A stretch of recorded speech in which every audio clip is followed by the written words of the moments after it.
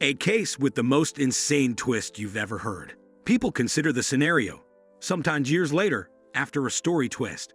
We all have blind spots and have particular perspectives on the world, which is where psychology comes in. And storytellers, from the Greeks to M. Night Shyamalan, take advantage of this by deceiving us with their plot twists. But what about in the actual world?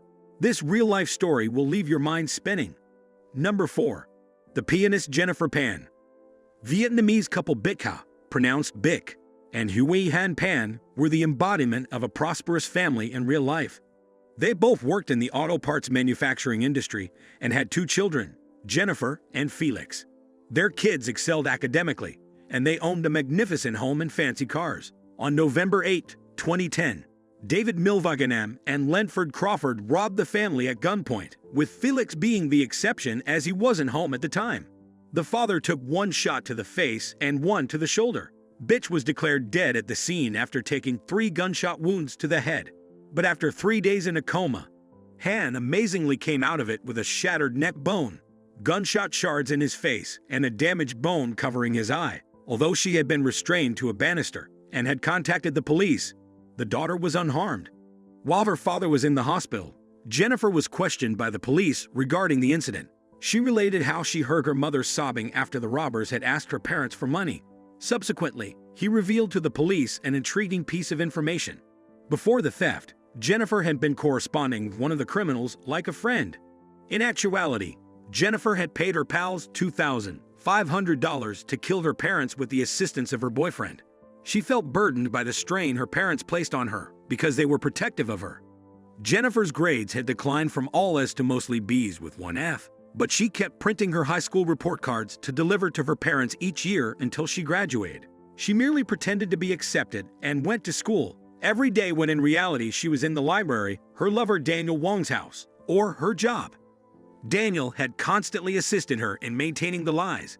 Her falsehoods eventually came to an end, and she devised a ridiculous plan. What if she killed her parents? She wouldn't have to cope with the issues they were giving her after that. So Daniel and Jennifer started organizing everything. In 2011, everyone concerned was taken into custody. Number 3. Satanic cult and Carolynne Watson. In 2008, a satanic cult abducted Carolynne Watson, then 17, and Julian Mathias Buchwald, 22, taking them 6 hours away to Australia's Alpine National Park. Julian was prepared to make Carolynne a second proposal. The couple was legally and religiously chaste, but after spending 6 hours in the back of a van, they were ejected. They were both left outside in a green field with their hands tied after having their garments cut off with a knife. With some effort, Julian was able to stand up, approach Carolynne, and free her hands so that they could move around the field. They were able to locate a jar of peanut butter, a knife, a shovel, a coconut, a sleeping bag, and a toothbrush. To avoid being discovered, the pair cautiously strolled around the field for a week while barefoot and nude, diving into a frigid river in case the captors returned. Julian discovered a sleeping bag inside the bag, so they took cover in it and cuddled together to remain warm during the chilly nights and rain. One evening, he proposed that they break their chastity by being married under the eyes of God before they passed away. Carolynne was shocked by Julian's proposition and turned him down because she was adamant about living. The couple eventually found another bag with their torn clothes in it, and they managed to reach a road where a farmer picked them up, drove them back to his house, and took them straight to the police station to make a report. However, the authorities ultimately detained Julian rather than discovering this sect. Why? I'll allow you some time to try to solve it. Julian eventually admitted to fabricating the entire affair after being questioned by the police. This ultimately caused his absurd story to come apart.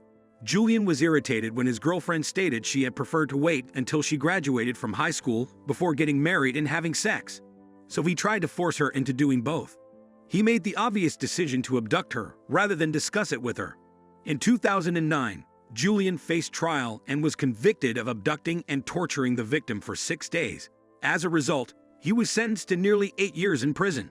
Carolynne stated that she truly would have married him after graduating, which is the most ironic thing. Number 2. The Vera family. A fire in New Jersey in December 1997 destroyed a home and took away a kid. It was later determined that the fire was caused by electrical wires.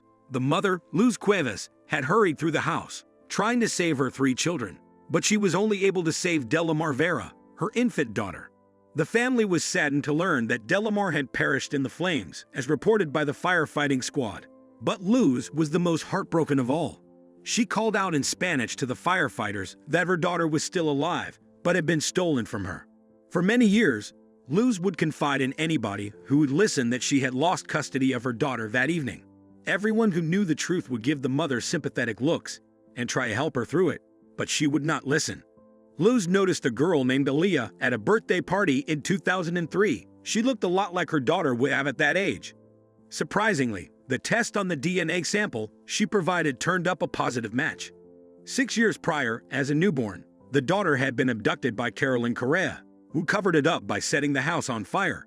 The mother thought back to the day of the fire, recalling how she had gone up to Delamar's room, discovered her crib vacant, and was overjoyed to see her lovely daughter once more.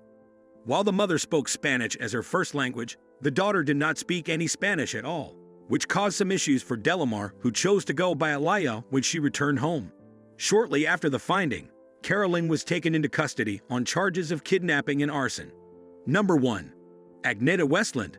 One chilly September day in 2008, Agneta Westland took her dog for a walk in the woods. But instead of coming back, she made the classic horror movie decision to stroll through the woods. When she failed to return, her husband, Ingmar Westland, grew concerned for her and went in search of her. He discovered her bruised body lying in the woods not far from a small lake. Distraught, Ingmar phoned the police and showed them where her body was. Ingmar was detained shortly after the police made a murderous suspicion against him. After being in police custody for 10 days, he was still the major suspect for 6 months. I'll simply tell you now, since I know you already know this novel is about plot twists, and you're beginning to notice the trend. Firstly, it was not Ingmar who was killed. Naturally not. Why would he be? It was eventually discovered by the police to be an inebriated elk. An elk, indeed. Call it what you will. It's a moose. Agneta's body contained traces of fur and saliva that the authorities took, tested, and confirmed were indeed from a European elk. There is a theory that the elk became inebriated and hostile after eating some fermenting apples. Subsequently, the moose attacked Agneta as she was out for a stroll with her dog, which had started to growl at and agitate it. What about the dog that is causing trouble? Its current location is unclear. The mountain goat? It is still out there in the wild. Thus, beware of killing an inebriated moose in Sweden. Do you like it? Kindly give your valuable response in our comment section below. And don't forget to subscribe to our YouTube channel for more interesting, informative videos.